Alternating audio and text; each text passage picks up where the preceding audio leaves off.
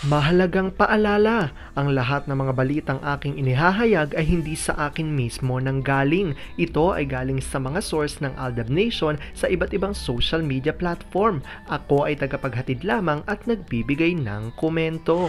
Magandang araw mga Aldab Nation! May panibago na naman po akong update para sa inyong lahat. Pero bago natin ito umpisahan ay huwag niyo munang kalimutan na mag-subscribe sa aking YouTube channel at i-click mo na rin ang katabing bell button para maging updated ka sa mga latest videos na i-upload ko. At kapag umabot na ng 100,000 subscribers ang aking channel, ay may sorpresa ako para sa inyong lahat. Alam kong excited na kayo, kaya naman ngayon, umpisahan na natin ang ating kwentuhan. Ang pag-uusapan natin ngayong araw na ito kung saan Alden tila sinasadyang araw na inisindi umano ang kanyang management at kapapasok na balita, legal advice na raw ang panlaban ni RJ sa management. Kukuha na nga ba ito ng abogado? Tila ipaglalaban na raw ng pambansang Bay ang kanilang karapatan ni Meng. Totoo ba ito at may sapat nga bang ebidensya ang makakapagpatunay rito? Well, yan ho ang ating aalamin at pag-uusapan ngayong araw na ito. Pero bago ho yan, ay bibitinin ko muna kayo ng kaunting-kaunti lamang kung saan magbasa muna tayo ng mga nakakatuwang post ni My name is Theo01 sa Twitter. Kaya naman wag na natin patagalin pa at sabi niya sa kanyang tweet, Moana, Moana, ayaw ko Moana, kagating kita ngayon, habol. Tama na yan, huwag maging bully sa isa't isa, bad yan. Hug na kayo, dali at hingi ng sorry. Ayaw ko pa, wala ka bang gagawin? Sino ang gusto ng palo? Magsosorry kayo sa isa't isa o hindi? Hindi naman kami away, huwag na sagot, playmate. Nagpaalam ka sa mister mo na mag-o-overnight kayo ng college friends mo sa isang resort. Tapos mas nauna pa niyang nalaman na andon ang ex mo. Papayag naman daw siya kaso ang mga bata. At nung sinabi mong isasama mo ang mga bata, hindi daw angkop sa mga bata ang place. Ang ending, kinagat na lang ni Mrs. sa inis. Hindi naman sa pinupuri ko si Mimi, pero believe talaga ako sa kanya. Pag may okasyon o pagtitipon na magaganap kasama ang pili at trusted friends niya na hindi taga-showbiz, sinasama niya talaga ang mga anak. Tuwang-tuwa naman ang mga ninang at ninong ng makukulit. Pag sinumpong lang ng sero si Daddy, ayaw pumayag. Alam kong tuwan-tuwa ho kayo sa ating binasa, pero ngayon pag-uusapan na natin ang ating main topic. Oops! Wait lang, saglit lang to. May ipapaalala lang ako para sa mga bago pa lang sa aking channel. Huwag niyong kalimutan na mag-subscribe sa aking YouTube channel at i-click niyo na rin ang notification bell para lagi kayong updated sa mga latest videos na i-upload ko at para maging parte na rin kayo ng aking Fanatics channel family. Well, alam kong super excited na kayo sa ating kwentuhan, kaya naman dumako na tayo sa ating main topic. Gaano nga ba katotoo na si Alden di umano ay sinasadyang inisena ang kanyang management? Dahil raw dito ay legal advice na raw ang panlaban ni RJ sa kanyang management at kukuha na nga ba ito ng abogado? Tila ipaglalaban ng araw ng Asia's multimedia star ang kanyang karapatan o karapatan nila ni Meng. Gaano ito katotoo at may sapat nga bang ebidensya ang makakapagpatunay rito? Well, yan ho ang ating aalamin at pag-uusapan ngayong araw na ito. Alam kong super excited na kayong malaman yan, kaya naman wag na natin patagalin pa.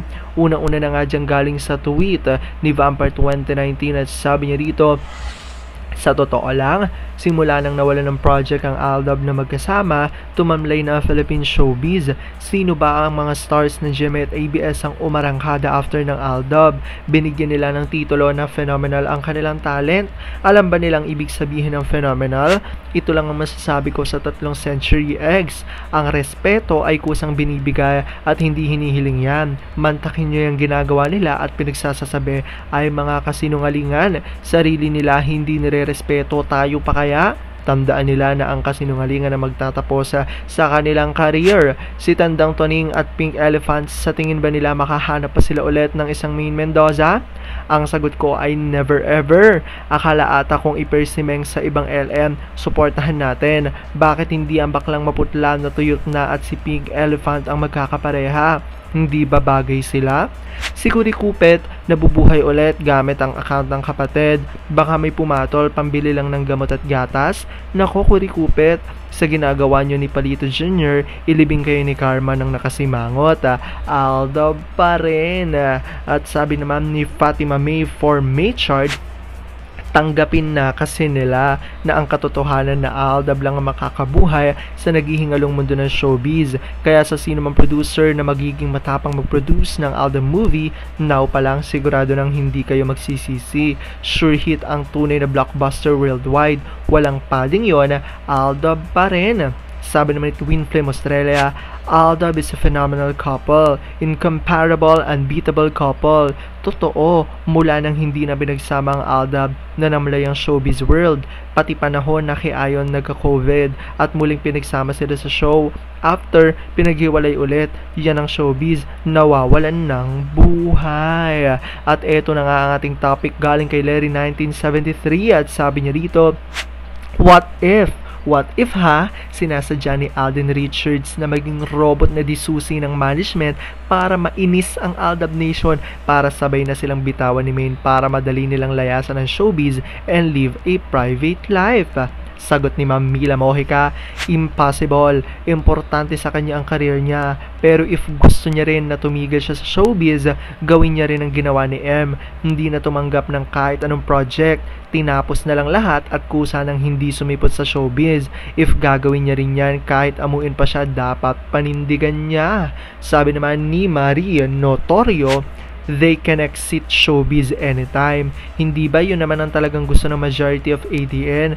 Bakit gagawin pa niya yon? Hindi naman po siguro. Malay natin, salita lang niya yon. Another 10 years with network. Hindi pa naman nangyari yon. Parang 5 years longest. Sana 3 years lang. Signed siya pandemic October 20 at end this October 2023.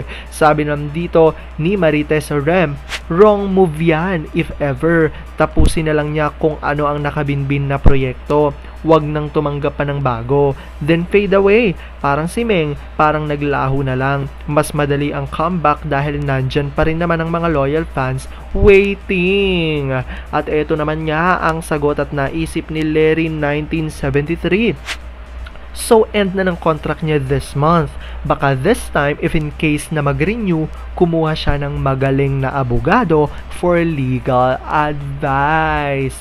Ayan nga ang mga naiisip at tumatakbo sa isip ng mga Aldab Nation na tila parang sinasadya nga raw ni Alden ang mga pangyayari at baka kumuha na ito ng abogado kapag siya ay kailangan ng mag-renew sa kahit na anumang management para ipagpatuloy ang kanyang career. Ayon nga lang yan sa mga Aldab Nation.